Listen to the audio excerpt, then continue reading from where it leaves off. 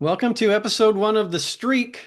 I am your host, Tim McDonough, and I am joined today by former Defiance High School head baseball coach Tom Held, current Defiance mentor and former co-head coach Rick Weaver, along with two of the seniors from the 2006 team that laid the foundation for what would become a 72-game Western Buckeye League win streak in baseball at Defiance High School. Welcome, Andrew Sanchez and Kane Wagner. Welcome, guys. Thanks for having us. Hey, you guys ready to talk about what you don't remember because we've all gotten a little bit older and Yeah, yeah, It'll yeah. yeah, be hard to retrace, but definitely. Remind us. yeah. Well, let's kind of jump into it. You guys were seniors on a team that had only four seniors. You guys were two of four seniors. You two, Corey Lamb and Nate Ripke. You guys were 30-2 the season before, one game away from making it to state. And I heard the whispers out there. I have to ask, starting with, Andrew and Kane, did you guys hear the whispers about, oh, Defiance isn't going to be very good this year. They're not going to win 20 games again. They're going to be bad. Well, what were you guys hearing? Did you guys hear that out and about in the community? Andrew, I'll let you take that first because go ahead. Yeah, yeah, definitely. Uh, we had a big class ahead of us, a lot of talent. John Neese being in one of them, and I think the talent coming up, which was our year, wasn't quite at that level. So I think that there was expectations of, there's not the team's not going to be quite where they were the year before that. Definitely heard it.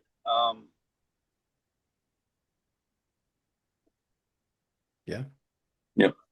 How about you, Kane? So on my end, I never, being blessed to play Defiance baseball, anybody would ever said anything like that to me, I probably would have laughed in their face because it's a confidence thing, but we didn't lose in baseball. We just didn't. All throughout high school, how many WBL losses did we have, and over those years, how many losses did we even have in, 33 game seasons? So, if I heard it, I probably just laughed about it because it was just kind of a confidence thing where you'll hear coaches sometimes say, you can't just roll the basketball out there or whatever and win a game. But I got to be honest with you, as good as we were for a long time, I really think sometimes we could just roll those bats out there and we were going to go win no matter what. So that's how Well, I felt about that.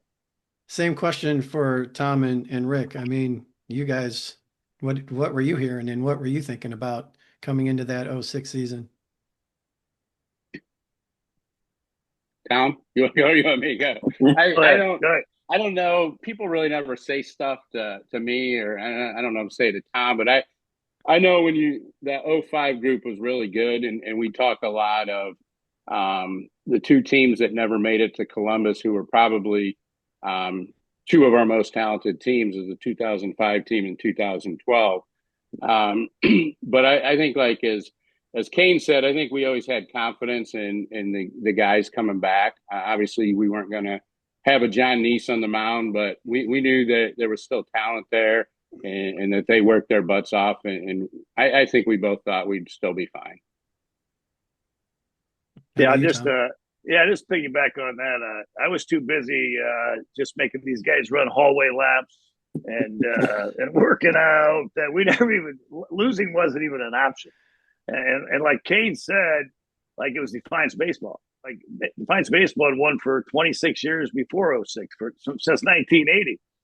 We're winning. So that was just expectation. There was no thought process of a losing season. That was even the whole deal was is let's get better every day and a league title was always something that wasn't discussed but expected and get to the regionals. That was kind of those were expectations back then, and those guys just took that. You look at the year before we had with the '06 team. Did we think might take a while? Absolutely. We had four wins back on the hill. That was a sophomore Tyler Magoon, who's now a junior in '06. That was our only four wins back on the mound. So we knew pitching wise, it may take a while. But they have the advantage of how many games, guys, did we play that summer before? Probably 40. Yeah. I mean, we had an idea how we were going to be. It wasn't like we're coming to the season with the unknown. We'd already played 35, 40 games in the summer. Well, Before we get into all of the games, let's kind of talk about some of the guys on that team that unfortunately are no longer with us. Starting with, your classmate Nate Ripke, starting shortstop. Rip, unfortunately, I believe, was a car accident. Am I correct on that? Yeah. Yeah. Yeah. Yeah. If you guys could talk about playing, with him, and not just about him as a baseball player, but him as a man, because he was a great guy. I worked with him a little bit when he worked part-time the one summer at the Crescent News. Kane, go ahead, because I know you guys Yeah. started, Yeah. very So young together. I mean, we played ball together from the time we were like 7 or 8, and obviously we played for the great, Arts Dairy dynasties over the years there. That also, lost like 3 games, 4 years, and Nate and I obviously had a great friendship, played basketball together as well. And, I would say Nate is much more of a vocal guy and gets fired up kind of guy on the field versus, I'm not a pouty, loud guy, leading a different way. And Nate was a great leader. Nate was, I would say, energy. He was a great friend. And, those years, he actually had a great year his senior year.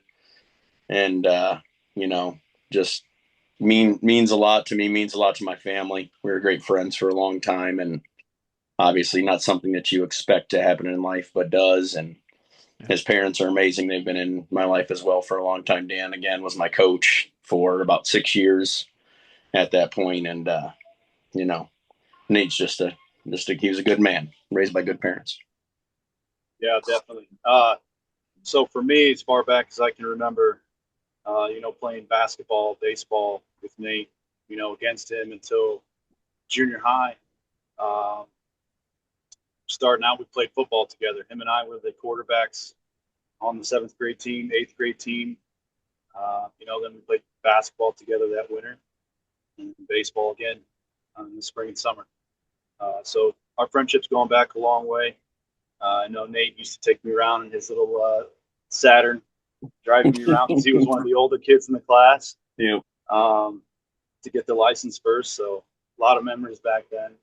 But he was, like Kane said, he was a leader. He was very vocal, and I think that was something that Dan had inscribed into him. Overall, fantastic person. Yeah. So obviously there, like I said, one of your classmates, there's also a couple other guys from that team that are unfortunately no longer with us. Torrey Mosier, starting catcher, and early on in that season, unfortunately, we lost Sky Hammersmith, unfortunately, to suicide. And I mean, that probably shook, well, I shouldn't say probably, I know it shook everybody up. And if you guys can just maybe speak a little bit about those two guys, and then maybe keeping the team together in the aftermath of that. Yeah. I mean, Scotty, you want to go, Susie? You want me to? Yeah, I'll go ahead. So actually, finding out about it that night, Nate was actually the one to call me.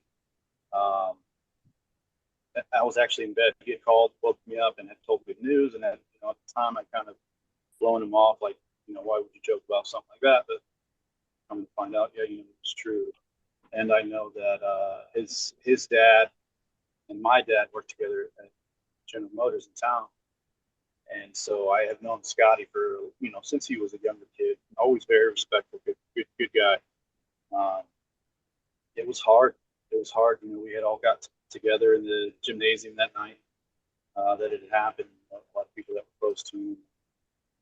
It was definitely something hard personally, and as far as the team goes, Scotty was good. He was on the hill for us, rocking it as a sophomore, him and Adam. He was killing it out there for us, and it was very unfortunate that we had to lose, not only the person that he was, but also the teammate that he contributed. It was hard. Yeah. And I know Andrew just touched on a lot there. Scott was Adam's age as well, my little brother. So it's one of those things where they were good friends as well. And I mean, Scott was always happy. He always had that huge smile on his face. And it's the one thing that I'll always remember about him.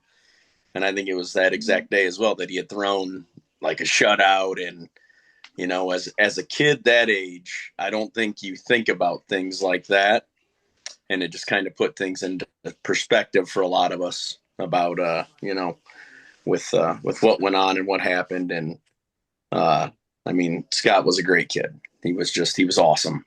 And you know, obviously what happened was a tragedy. I can still remember that day, or that actually it was that week that he had committed suicide. You know, one of the few moments that we had that were actually fun on the team was we were laying in the infield. Everybody was laying in infield. We were looking at the sky. I don't know why we were doing it. We were just kind of taking in the moment, hanging out as, you know, as a varsity team. He was one of them. I remember Scott being there. That. How about, you know, Rick and Tom, would you guys like to jump in here and maybe say a few words about Tori as well? Yeah, I could talk about all three of them, and I will real quickly. But you know, back with Rip, talking about Nate, Rip, you know, he was just what Kane and Andrew said. He was the vocal guy in that class. I mean, Rip was talking nonstop. I remember my first year at Defiance. This little shaver comes to camp, and he's like a little gnat on my shoulder. He's probably like 9 or 10 years old, and he's just following me around and he's talking. And then Camp's getting over, and he's the Energizer Bunny. Like, he was the Energizer Bunny, I swear, before the Energizer Bunny. That guy was like full of energy. And like Camp would get over, I say, "Hey, see you tomorrow." Right? "No, hey, coach, can I stay for the afternoon session too? I'll help coach." Or, "I'll help you." I go, "Yeah, absolutely." And he literally would stay at camp the entire day. The dude was on, he went 100% all the time. And not just at that, but everything he did. He was just a high energy guy that just had a blast his entire life. We could tell Rip stories post high school and stuff. That, I mean, one of the greatest stories, I'm not going to tell the story, but he somehow got into the Mets locker room when John Neese was in the World Series or when they won the playoffs. How he got in there, but he got in the locker room, the clubhouse of the Mets. So he could talk his way. It'd be beautiful for him to tell the story because he told us how he did it. It was amazing. Yeah. But I can't tell the story. And then Scotty Hammersmith. Scotty was an 08 guy. And like Kane and Andrew said, man, he was going to be a dude. He was going to be a dude. He was going to be, we were looking, he was going to probably, I think that year, Tyler ended up being, Tyler was doing the junior, and 07 guy was going to 1. Scotty and Snoop, Adam were going to be the 2 or 3. Could be go either way. He was competing for a third base job. Just through great talent. His dad would drop him from the time he was like 8th grader. He would drop him off. I did a few lessons back then. And him and Steve and his little brother never missed a lesson. I'd be working with them. They'd come to every one of them and work out. And he had a passion, absolute passion for the game. And then Tori Moser, you know, Tori, unfortunately, same, you know, this was after high school, obviously, and lost his life way too young. You're 3 guys off. I mean, for Andrew and Kane and Corey. Corey Lamb's not here because of work commitments. But to have 3 buddies like that off the same team, I just can't imagine. But Tori was our starting catcher when Tyler Burgoon pitched. Yep. And he was only a junior. So, I mean, and Tori Body, he was a fun-loving kid. That, talking about having a smile on his face, he had that little, I want to say shit-eating grin on his face all the time. That's what I was going to. Like, he was ornery, that's for sure. What are you up to, Tori? What are you doing now? Tori was my favorite person to see every day at practice. See how you would react to what Tori was doing. Because if I ever had a chance, I would sit there and just like look down in the bullpen when he was catching and then look at you and like wait for something to come out because Tori was just, he was a different, I know. You know, I mean, Richie Peters, that was his favorite guy, Tori Moser. I think he got under his skin the most. He was awesome. He was definitely the guy that would always make you laugh, essentially, no matter what was going on, you know. Yeah. Rick, anything you want to add to that, or? Yeah, I mean they've all touched on all three great kids. With Tori, he like Coach Held said, he always had that grin. He always made you laugh. He was the kid at practice. Always fun to be around. Rip still stayed in touch with me. He would text me like every 4 months, just out of the blue. "Hey, Coach, how's it going?" Like, "Hey, Rip, haven't heard from you in a while." And then, you know, text back and forth with him, which obviously miss him like crazy. We were really close. And then, like Coach Held said, Scott was what a super kid, so nice, so talented, and just a tragedy. Like that's a night that I'll never forget when that happened. Well, I'm gonna have to give a shout out to his parents and for starting the One Step at a Time organization, and they do the walk every year. They do they go to the schools, they do education, they talk about mental health, and it's a wonderful thing that they're doing right now with that. I know that they've made a huge impact around this area and beyond just by doing what they do. It's great. All right, guys, you ready to jump into the season? Let's do it. Let's start with game one in the Western Buckeye League. It was supposed to be St. Mary's. Sounds like if I remember right, 06 was kind of a rainy year. You guys opened with Wapakoneta. You're riding a 21 game win streak into the 06 season, and you guys start out against Wapakoneta and Brian Garman, who was, I believe, drafted by the Brewers in the 17th round. You guys lose right out of the rip 4-0. I think he threw a 2-hitter, I believe, and the streak was over, and you guys are 0-1 in the league. What do you guys remember about Brian Garman? You want this one, or you want me? No, this is all you. This is all me. I mean, he was a stud. He had great stuff, and those Walpock teams, as you've looked over the years, they've been really good. And again, I would say you take Garman out of the equation, and again, my belief is we beat any team in the WBL. It's kind of like we'll get to Elida and Brooks Moore, one stud pitcher, we'll take those guys away, and I think we're beating up on most of the teams that we play. But he was filthy, and I loved hitting lefties. I honestly think in high school, I probably hit like 600 off lefties. I had Dan Ripke throwing to me when I was a kid, and Dan was a lefty. And he'd stand 20 feet away and throw 50 miles per hour at you, and you'd hit it. And Garman had some nasty stuff, but I'm not going to take any digs at any of the umpires that were up in that game. I think a ball skipped that I got rung up on, and Coach Held argued with an umpire, and but you still run your 3 polls, Kane. Yeah, I know. Yeah, I know. And at the same time, the dude was just filthy. I mean, you give respect where it's due, and he was a hell of a pitcher. So that's just, what that is. Andrew, your thoughts on Mr. Garman? I couldn't tell you what happened. I'm going to ride Kane's back on these. It was a cold rain. Let's blame some on the cold and the rain. Let's pass some blame on. Well, what people don't realize, and I know Garman's going to be watching this thing because I've already texted him. I asked him a couple of questions about the game, but he was a better bowler than he was a hitting bowler, and the crazy thing is he was such a competitor, and he was good, and he was. He's going to beat us a lot of times. There's no doubt about it. But we competed. Yeah. We had a chance, even late in the game. We still had a chance. I think we had a run on late. Yep. How about you, Rick? Yeah, that's what's funny is I've got to know Brian. Once he graduated, he'd coached with Wapak for a while, and he would hang out with us in clinics and. Now he's with the Reds, and I went to see a couple games with that. But I think the biggest thing is, like Kane said, his stuff was nasty. Upper 80s, low 90s from the left side. But I think he was just a competitor. I think he was one of those guys that just believed he was better than everyone else on that field. And that day, especially, he was. Yeah, he was good. Yeah, Where did I get cut out? I think I got knocked out. Your whole conversation got cut out. We could hear your voice. Hey, how about you just log off and watch us live? Yeah. So moving on, right?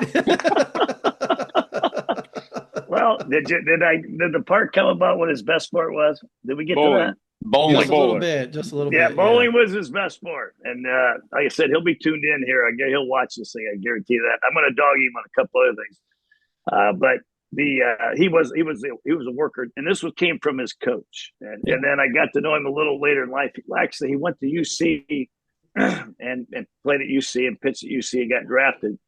And I don't know if he was at UC.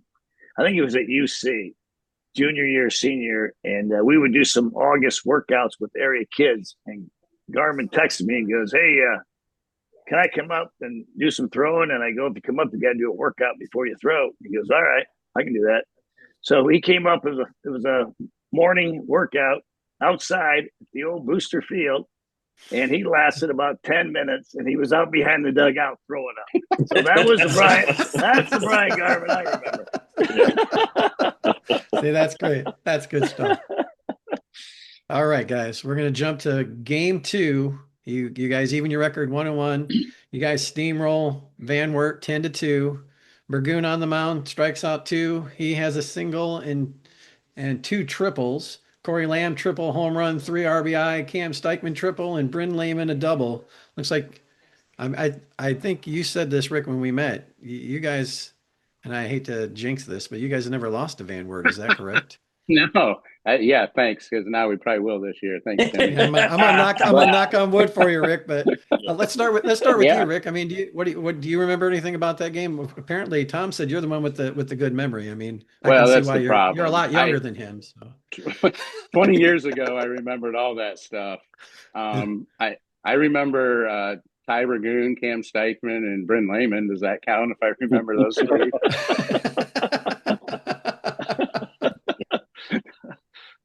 Hey, Andrew or Kate, no, you I want don't to jump in remember here when anything. Rick's done?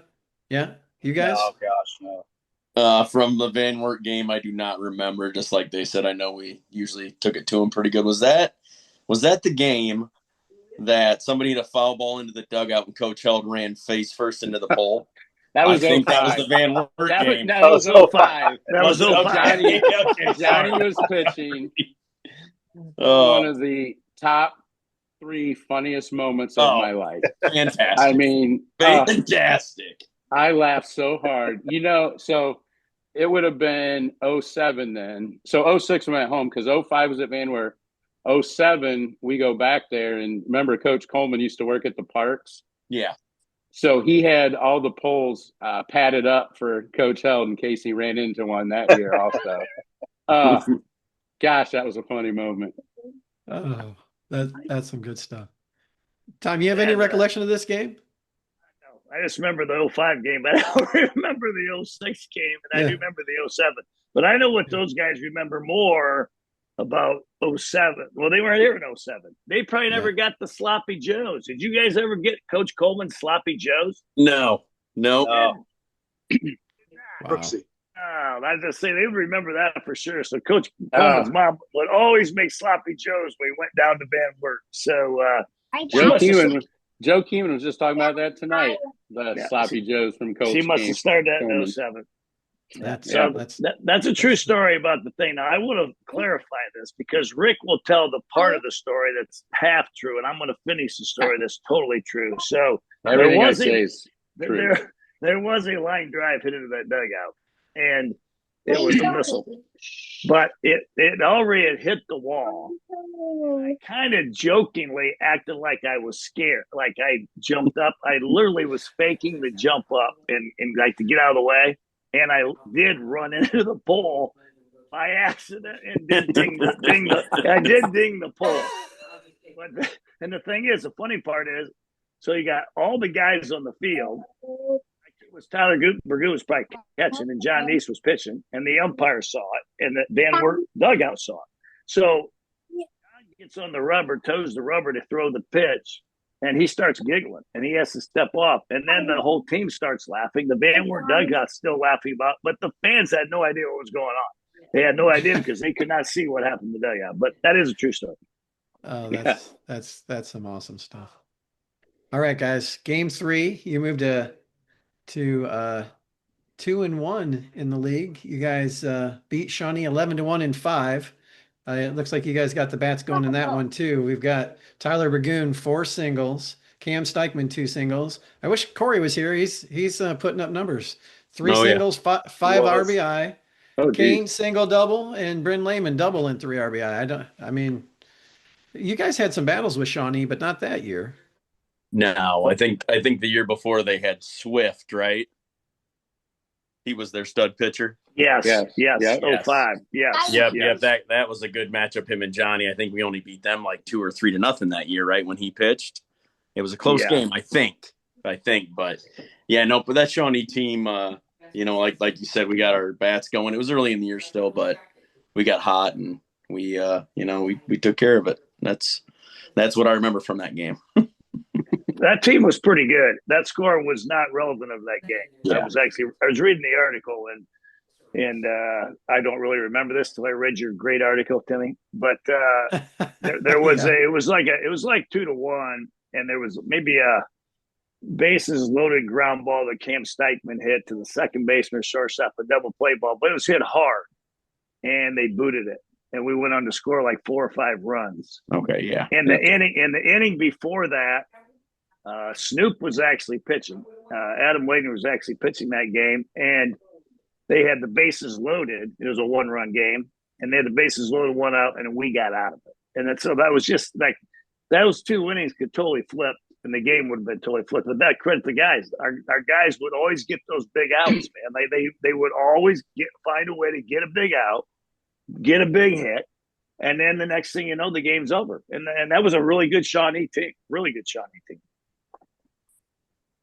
Andrew, I Rick, you think we guys have could. any Well, recollections? yeah, I was going to say, I think we could say that a lot as we go through the 72 game win streak of our guys found ways to make plays, to get outs, to get a big hit. And I think if you asked other coaches in the area, their players, I think they'd say that's what Defiance baseball is. They make the play when the play has to be made. And if you're going to win 72 in a row, you've got to get breaks, but you got to make a lot of big plays, and you got to get a lot of big hits. All right, so game 4, this was the last loss in the Western Buckeye League before the streak started. You mentioned it a little bit ago, Kane. Brooksmore, Yep. Adelaida, close game. They scored all 6 of their runs in the bottom of the 4th, and Brooksmore drafted. He was as well, I think, by Seattle, 27th round or something like that. I looked that up, but that was Adelaida. What do you guys remember about that game? I can remember the feeling after that one, losing, that we would see those guys again. And that one hurt us, but I feel like we had redemption coming right after that. I know the 4 of us seniors were feeling the same way. We were ready to get after it again. It was like we left some on the table. Yeah. I remember. I'm pretty sure that was a Friday game, and all I could think on the bus ride home is Coach Held's going to kill us tomorrow at practice, and then he killed us the next day at practice. I'm pretty sure we ran poles left to right field. I think we ran those for like 30 minutes when practice started. Come on, Big Daddy. And I had to run. Well, and this is where Coach Reeves was always great, because every once in a while, Coach Held, it takes a lot to get under my skin. But, I think I came that day, and the first thing Coach Held said when I got there is, Kane's got a 5 o'clock shadow, 5 poles or something. And I was so mad. And Coach Reeves was talking to me like during outfield drills, but I wasn't in the best mood after that, because we lost, number 1, and number 2, running and then having to run poles afterwards. But yeah, yep. I never expected to lose in baseball again, like you said, as a Defiance guy, and I just knew that next day of practice was going to be hell. So I think I went like right home and just went to bed, and I was ready to go in the morning, because I was like, oh, this is not good. I think I asked somebody on the bus, I was like, when the last time has Defiance lost 2 games in WBO? And kind of had to wait for a response to it, but yeah. Yeah, that was a toughie, because that pretty much knocked us out. Elida, people may forget this, but Elida was ranked 4th in the state, 4th or 5th in the state at that time. They had a really good team, and I think we were 7th or something. And Brooksmore was really good. He was on that day, but and after that day, it's like Andrew said, the seniors knew pretty much the league was going to be over because Elida probably wanted to get beat twice. I think that was their fifth or sixth game at that time. I think they only had like 2 left. Yeah. And we still had like 5. And their focus went on tournament. And that's what they still do. They had a lot to play for. Everybody remembers tournament runs. I mean, nobody really remembers league championships. I mean, it's a big deal, but people remember tournament runs, and those guys got focused, and that was their goal. Andrew mentioned it. That was their goal after that day. We're gonna get a chance at them again, and let's see what happens. Anything you want to add to that, Rick? Or Yeah, I just remember how good Brooks Moore was. I mean, he was a guy. I mean, he was imposing. He was big. He was athletic, and he's one of those guys when you're in your opposing dugout and you're just watching him going, "Oh my, how are we gonna scratch out some runs against this guy?" And that day he was really really good. And you know, that's what we said. The 2 losses in the league are both guys that were drafted. And so, yes, does it stink to lose? Yes, but there's pitchers that are just better than you, and both those guys were better than us than on those 2 games. okay, so now we're to the 5th game of the year, and this is game 1 of the 72 game streak, May 6, 2006. You guys beat Bath 8-6. You guys scored 3 in the bottom of the 6th to take the 8-6 lead, down 6-5, and obviously go on to win that game.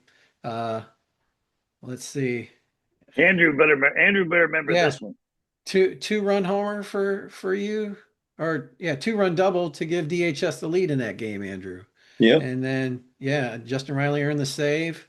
Cam, you were Cam Steichman gets the win. I'll ask you about that in a minute, Rick. But I didn't even know we let him pitch. Neither did I. So a comeback win to start the streak, which is kind of fitting if you think about it. But yeah, Andrew, you go first on this one. What do you remember about that?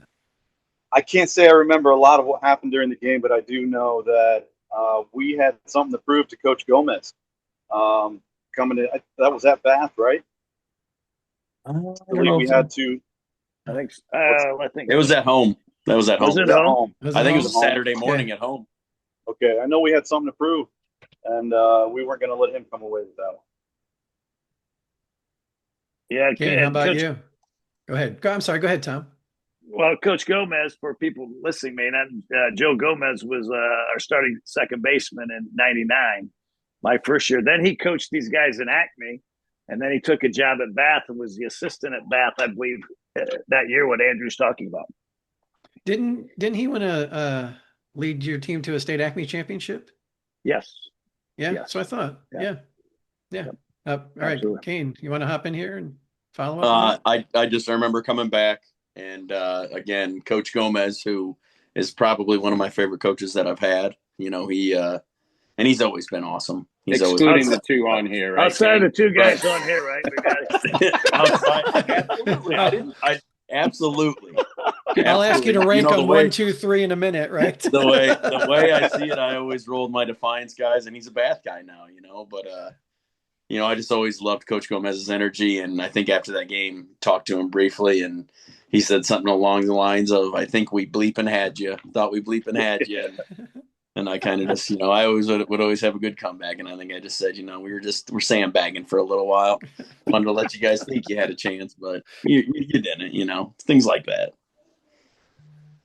Yeah. Now, Rick, if you would jump in here, like you said, you didn't even know that you let Cam pitch, but I mean, he actually pitched a lot in those 2 years. Especially, he did. He did. And when Coach Held was sending all those today, Cam Steichman the winner, I'm like, I do not remember him pitching that much. I mean, I remember him on defense, and I remember him hitting, but I do not remember him pitching that much. But he obviously was pretty good. Yeah. 6-0 that year. He pitched more that year than he did the next year. The next year, hardly pitched at all. Yeah. That's great. So, game 2 of the streak, you guys moved to 4-2 in the league. You beat OG 9-2. I was looking at it. Adam, Kane, your younger brother Adam moved to 7-0 on the year on the mound. 2 hitter, 5 Ks, and then that Cam Steichman fella, 3 singles and a double. You guys kind of put it on the Titans. Yep. The one thing I remember about that game was I think it was pretty cold and nasty out. I got hit in the wrist that game. I think I left after like the first or second inning, but essentially Coach Held came running down to me because he thought it hit me in the face. And I put my like hand up and it hit my wrist. In my wrist, I've got like, it's just a ballooning up. And Coach Eld looks at me and goes, "Oh, I thought he hit you in the face. You'll be all right." I was like, broke my wrist. I was like, my wrist is huge. Like I couldn't hold that. I was like, I'm not. My wrist is not okay. And then I got taken out of that one. But he ran. I thought it hit you in the face, and then just like walked away. And I was like, "Oh, thanks." I knew he was going to be all right because I knew his dad was going to make him be out there the next day anyway. So there was no way. Well, there was no way he was going to sit out again. You're absolutely right. How about Rick and Andrew? You guys have any recollection of that one? And it's okay No, if you say no. I don't. I know Adam Snoop was really good for us. He had that change up, and he was one of those guys. He was fun to watch pitch, and Kane says he's going to rank his favorite coaches. Well, I'm going to rank my favorite Wagners here soon. You've already done that. I'll let you know who's number one. 1, 2, 3. Yeah. How about you, Andrew? Anything stick out to you about that game? Not about the game in particular, no. But to caveat off of Adam, he was awesome, and I think that attributes to Coach Held had preached, next guy up. You have to fight for your spot, even if you're, the senior or the junior. You got the guy behind you wanting to fight for that spot, and those younger guys behind us, they fought hard and they played well. That attributed to, as you see, a lot of our hits, a lot of our winning pitchers, and those guys we leaned on them too. All right, moving on. You guys improved to 5-2. You guys beat Salina 9-5. 4 runs in the third, 3 in the fourth. Snoop moves to 8-0 in that one. Corey Lamb, Nate Ripke, Tyler Bagoon single double, Michael Swery 2 singles. I don't know if it was particularly close, but you guys had a couple of big innings and put them away. You guys had some good battles with Salina during the years as well. I was just saying this earlier today. We were actually talking this about in the coach's office after our workouts today, talking about this podcast. We were talking about Salina, and I said, our first 5, 6, 7 years when I got here, Salina was probably the most talented, and they gave us the most fits. I think early on when we had Chad, I think they beat us 3 out of 4 years, and 2 of the years they were ranked number 1 in the state coming in. They were as good and as talented as anyone in the WBL back in those days. How about you guys? Any recollection of that game? I just always remember Salina being big. Like that's the one thing that I can always remember. They had some. They were always big. They had some dudes. They had some dudes that played for them. Yep. They always had athletes. Always. Yep. All right. So game number 8, you moved to 6-2, and I asked this question earlier on the text thread. You guys beat St. Mary's 5-4 at Wapakoneta. Apparently, you guys played that game there. And apparently, St. Mary's field wasn't good enough, and they didn't want to come to Defiance. So you guys made the trip to Wapakoneta to play them. Cam Steichman with the win. You guys were out in front 5-1 and held on. Tyler Bagoon single double in that win to move to 6-2 in the league. What are your recollections on that one? I mean, you guys were kind of stumped at when we were looking for that article, and you're like, Wapakoneta, what was that about? So kind of interesting. I think that's the only thing I remember about that game is that we didn't play at St. Mary's. I was trying to remember, but I'm like, Graham's senior year, which would have been 2005. I was like, I know we played St. Mary's at home, so we must have played at St. Mary's then, but it makes perfect sense now that I didn't remember playing at St. Mary's. So I'm going to chalk it up to that with that one there. That's all that I remember about the game. And I don't remember Cam pitching as much as Cam pitched. Yeah. See, I don't either. I don't remember him pitching other than maybe like eating an inning or 2 here or there. Well, I'll verify it because I didn't remember that either. And so when we see this, thanks to Randy Sweary, because I did not have that in my scrapbook. For some Yeah. reason, I was missing that game. And so I had no recollection. And Michael Sweary said, my dad will have this article somewhere. And he found it. And so then I shot a message out to Jason Brandt, Ballpark's coach, go, hey, do you remember us playing St. Mary's at your place in 06? And he goes, yeah. He goes, I think their field was too wet, and I'm going to throw Bill Cheslock was the head coach, I believe, at St. Mary's. I'm going to throw him under the bus right now in case he ever tunes in. That he didn't want to come to Defiance. I guess we had to drive to Wapak and play down there. But Ches was a great coach, great guy. I do remember that. I do remember that game a little bit now that I've thought about it, because I remember St. Mary's. We're playing St. Mary's at Wapak. I don't remember the specifics, but I remember they had I think it was Indy 500 day. It was a Saturday makeup, maybe. I'm not sure it was a Saturday, but it's close to being Indy. And I know, maybe one of their coaches, Ches may not have been the head coach, but I was thinking the head coach wasn't there because he went to the Indy 500. But they had St. Mary's had 6 dudes with full beards like Andrew's got right there. Yep. They literally, do you guys remember that? I remember. I remember that. 6 guys. I remember that. I remember. That's a big reason why I don't remember it, Tom, because I was at the Indy 500 watching Sam Hornish Jr. getting ready. Yeah. Andrew, I'm pretty sure it was a Saturday. Yeah, Andrew or Rick, you guys? Nothing for me. That's just crazy. So then you guys finished the league slate. You guys beat Kenton 9-1. Adam Wagner 10-0 after that game. Dang. Corey Lamb single home run, scored 3 in the second inning, 4 in the fourth. You guys finished 1 game back of Elida in the standings. Apparently Kenton pitchers 9 walks to you guys that day. And again, knock on wood, guys haven't lost to Kenton either. Is that correct? Yeah, those are the 2. Van Wert and Kenton are the 2 that we've never lost to. So now you just guaranteed we have 2 losses to start this year, Tim. Thanks. If it happens, you can blame me. Well, I will. You better believe it. The first thing I'm going to say, this loss goes on Tim McDonough. Make sure you tell whoever's covering the game that, so I can get my name in the paper again. Right? That's the best part about being retired, Tim. You can never lose another game. I love it. Any recollection from you guys about that game? I mean, I would think 9 walks, you guys are just probably playing merry-go-round out there. So I remember Kenton that year and the year before.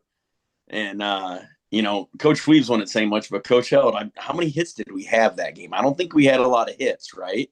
We just walked. You keep talking. We just walked.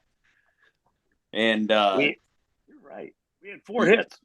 That's it. 4 yeah, hits. I was going to say, and Coach Held, same thing the year before. You said it. And Coach Weaves kind of piggybacked on it. It's like Kenton's pitchers, back-to-back years. I'm pretty sure I got hit twice in each of those games. It's like, we're not comfortable because we don't know where these guys are going to throw the ball at. You had one kid for them that threw high, mid-80s. It might have been the year before with Graham, but I feel like that year they walked 10 or 11 guys too. And it's really uncomfortable being a hitter when you don't know, when the guy pitching to you, you have no idea where the ball's going.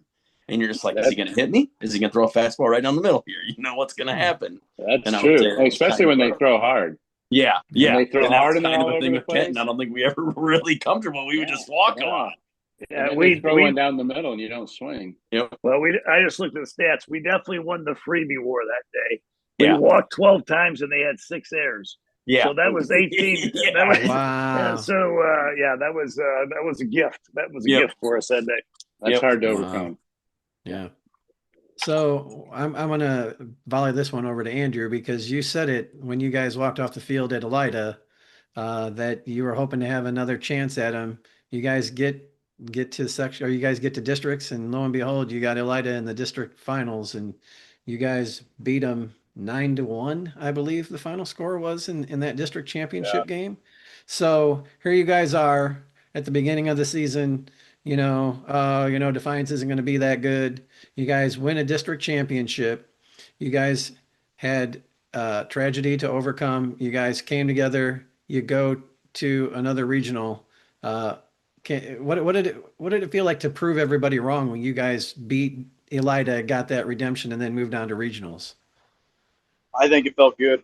Obviously, like I said before, for the four of us, we had, coming into this next game with him, a chip on our shoulder. We had something to prove because I don't feel like we gave it our all that first game. And we put it to him hard, and I remember it being a very windy game. Why do you remember it being windy, Andrew? Because I had hit a pop up to right field, and it ended up carrying out for a home run. You're talking to the two guys. You're talking to the two guys here that hit home runs that day. Yeah, Tim. Yeah.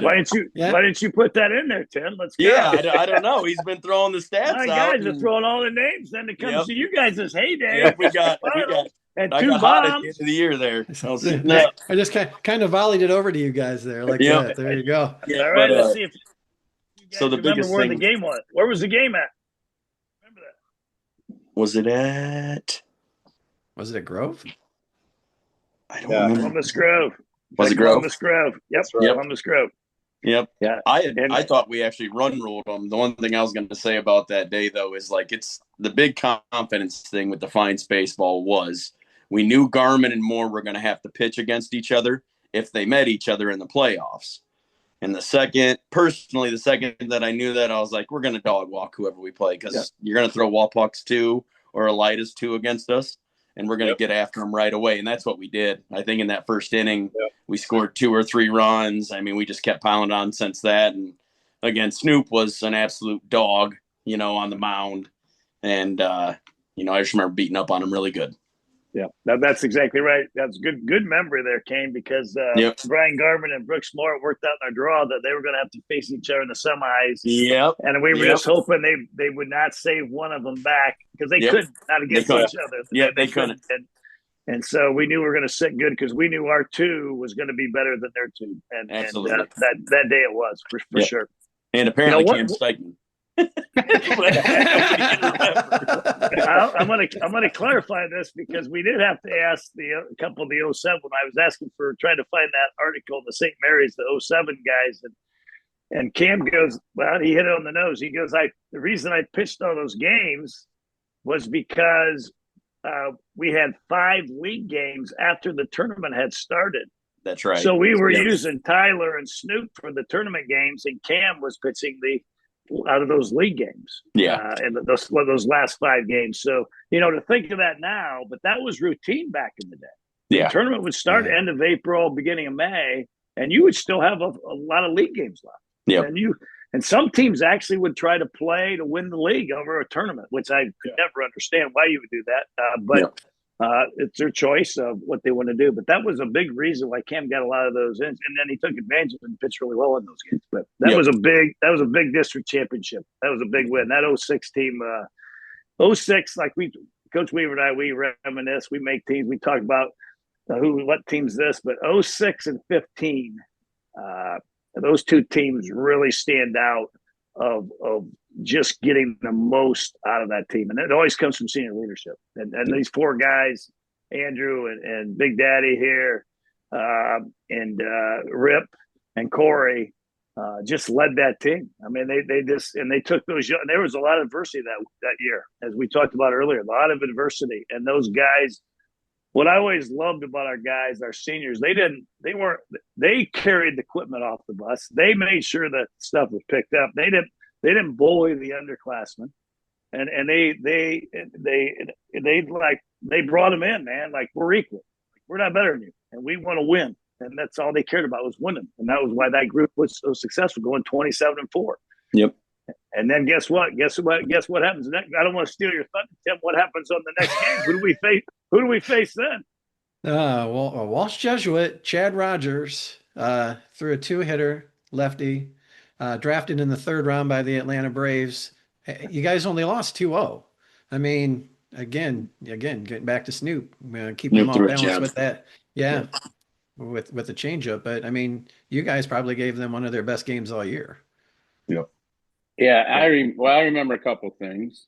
I remember, I think Tyler Burgoon singled on the first pitch of the game. And everyone's like, "Oh, let's go. We own this guy. Let's go." And we didn't own that guy, but Snoop was just as good as him that day. And I think Snoop left one change up that they hit. I think is like they got the 2-run double on Yeah, one it of was the the right pitches. center hit the fence. Yeah, that was playing yeah. right field. But Adam was just as dominant as Chad Rogers that day. I mean, that was a great high school baseball game. And you want to talk? You guys talked about Salina being big. Walsh Jesuit looked like a Division I college team walking in there. I mean, they were. Didn't they have it 6 was or a 7 it was a guys different going level. D1? Yes. Yeah. Yeah. They were, Wow. they were a different level, and we had little 5'5" Brendan Lehman at shortstop. Yeah. And to clarify, Brent Lehman's doubles, when you mentioned early in the season, the only doubles he had that sophomore year had to be a blooper of the first baseman's head. Oh, had Yeah, to. landed exactly. on the line. Spinning away from the right Are fielder, right? Hey, are we trying to say Bernie wasn't driving it to the gap? Bernie wasn't driving it to the gap that year. He wasn't. But he could field it. He could Man, pick it. He could glove it. He could glove it with the best of them. He really could. Yes, he could. Yes, he could. Andrew, you want to jump in here? I mean, it had to be fun going up against that kid. Yeah. He threw some good stuff, man. I think I sat down every time I got up to bat. I wouldn't call that fun. I wouldn't call that fun. Yeah, but It's fun to make it that far, but no, we're it's talking not. about it 20 years later, though, right? Yeah. Yep. Yeah, that's some good Yeah, stuff. I think something else that I think we had prom or something that we were missing out on, or I couldn't remember exactly. I think it was right around that time. Yeah. So I know that at the end of this, we're going to ask people once it's up there on YouTube to put their comments and questions in the comments section so that we can address those on the next episode. But I had a friend of mine who grew up in Utah send me a few questions, and I thought it was kind of funny because he's a sports guy, but he doesn't know anything about the Western Buckeye League. He doesn't know anything about baseball in Ohio. So he asked me, he said, and as an audience member, my question for next time would be, how many games are played per year, meaning in the league? And then he said, to put it into context, what were you guys like the previous few years heading into that year? So I'll throw those out there for you guys. Whoever would like to start. Yeah. Well, we play 9 games a year for the WBL. 02 was Chad Billingsley's junior year. We made it to the Final Four. 03, we had Chad Billingsley and TJ Willison made it to regionals. And then 04, I think we lost to Wapak in the districts. You did. Johnny's junior year. Yeah. I know 05 we didn't lose a league game. 04 I'm not sure what our record were. We had a 21 game winning streak going into this year, so we couldn't have lost. So 04 we wouldn't have lost either then, right? Yep. No. Yep. So we probably won. We lost probably 1 in 04. I think won the league, but we lost 1 in 04. But back to these 4 guys, Tim, that made them really special. Small group, 4 seniors, a small group. Probably one of our. I don't know if we had any other groups that small. I know the 07 class, which will be they'll be talking about their league run next week. They only had 5, so those were 2 of our smaller classes. But Andrew and Kane and Corey and Rip, I guess already said they were on the varsity in 05. And so they knew. I mean, they've been winning their whole life anyways, especially if you're on Arps Dairy. But they didn't know any different. They were just carried on of what they're supposed to do, and there was no thought process of anything. But they took in from those guys and how they went to work, and Graham beating up on Kane every night at home, and that's why Adam's so good. Adam got beat up by both. Poor Adam. Yeah. I haven't called him Adam in 30 years. I know. Neither have I. Yeah. Your own brother, yeah. I'm gonna let you guys any parting words before we kind of wrap this up. Just thank you to you, Tim. I always thought you were, amazing, covering us. You let me put that essentially the main line the year before in '05 when we knocked Vidic out of the playoffs for Brian. Yeah. And I told you out there joking around, I said, "Hey, Tim, dogs put bears into hibernation," and that was the name of the article that you put out. But no, and I mean, we're blessed. I think, again, to have the talent around us, like you talk about that '05 class. I've played on dominant teams. That's the best team that I ever played on. I helped coach a state championship basketball team, as just a freshman coach. But I honestly think the most dominant team that I ever played with was that '05 class. That team was so good. You asked me if we would have beat Norton. I think we would have beat them 99 out of 100 times. But that's baseball. That's what makes sports great. It just is what it is. And, and obviously also blessed to have coaches like Coach Held and Coach Weaver and the coaches that we've had in our lives at Defiance High School. Essentially, the three main sports we had, essentially 3 Hall of Fame coaches. And I mean, it's a blessing. It's a blessing to have guys like you that care, Tim, that cover us. And, shout out Bill Wilson. He was out there taking photos as well. He was one of my favorite guys to talk to. I used to call him Sweet William Wilson. Yeah. His nickname was Sweet. Yeah. Great guy. How about you, Andrew? Definitely a lot of good things to say. I know Defiance Baseball attributes to a lot of things outside of, just sports and school. I give a lot of respect to my dad for getting on Coach Held after church one day to say, hey, bother my son and get him to go try out, because I had kind of gave up the thought of playing baseball after 8th grade. And thankfully, Coach Held's bookstore was right below my locker to my first period class every day. I had to hear him, bugging me about, hey, come out to workouts. So a lot of good things to learn from the Defiance Baseball program. Discipline being one of the greatest things for me, something that I needed. And that carried over into, my military experience as well. I give a lot of thanks to Coach Held and the Defiance Baseball program. Glad you gave Barney a shout out there as well. I was going to do the same thing. Always Cinco de Mayo. And I'm jumping on that right there, too, because that was going to be definitely brought up, and we're saving the best for last. Because rest in peace, Raul, man, what a great man, Andrew's dad. And what he just said is an absolute fact. He did reach out to me. And actually, it wasn't after church. It was when Francesca Tremonti was in that horrible car accident. And we were in the waiting room. Yeah. And, but Raul, he would feed our team. And he didn't just feed our team when Andrew was playing. Raul fed our team for numerous years afterwards. And host us to his house, and he was the best freaking cook a man could ever ask for. Like it was, what a good man, and he was a Defiance Baseball supporter, that's for sure. Just like Kane's dad. He had a lot of love for Defiance Baseball. Yep, 1 in 10 million, man. Barney was the one. Amen. Rick, what would you like to say before we get out of here tonight? Yeah, I mean, just reiterate. Those four were great kids. They were a fun group to be around. I was going to bring up about what Andrew just said. I remember his freshman year, how we had to basically talk him into coming out, and thank God he did, because he was really good for us. And Kane was never a doubt. The Wagners. Tom and I always said, though, we wish Mark and Debbie would have had 7 more boys, and our jobs would have been a lot easier if the Wagner boys would have just kept coming through, because with Graham, Kane, and Snoop, those were 3 of the best to ever come through our program. And then CL, who CL had a great senior year for us. He could swing. He was awesome. Yeah, he could swing it. And then we talked about Rip, but Rip had that personality.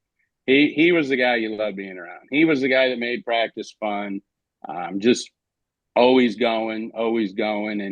And when you have winter workouts and you go into the spring with the basketball guys and you practice all the time, it can get long and it can drag, but Rip always made it fun. You were never not laughing when he was around. Just a great group of seniors.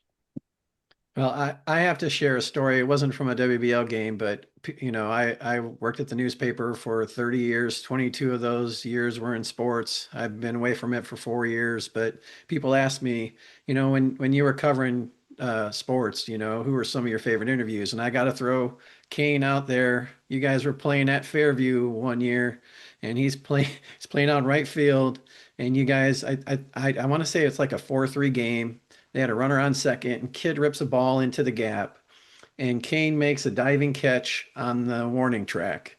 And I approach him after the game, and I say to him, I'm like, Kane, when the ball left the bat, did you think that you had an opportunity to catch that ball? And he looks me in the eye and he says, Mr. McDonough, Kane Wagner is but one man.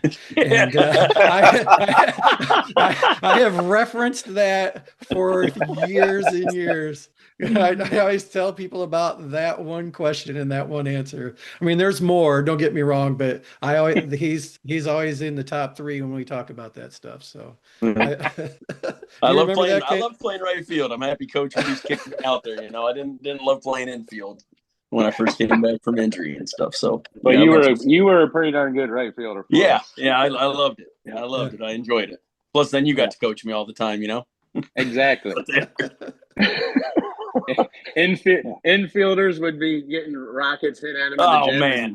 And we'd go watch the NCAA tournament in my room. Yep, we would not have to do any of that. Outfielders, get out of here for 30 minutes. You would have to catch John Neese throws in an orange gym with dirty baseballs playing the infield. And I was like, I'm done. Yeah. I'm done doing this.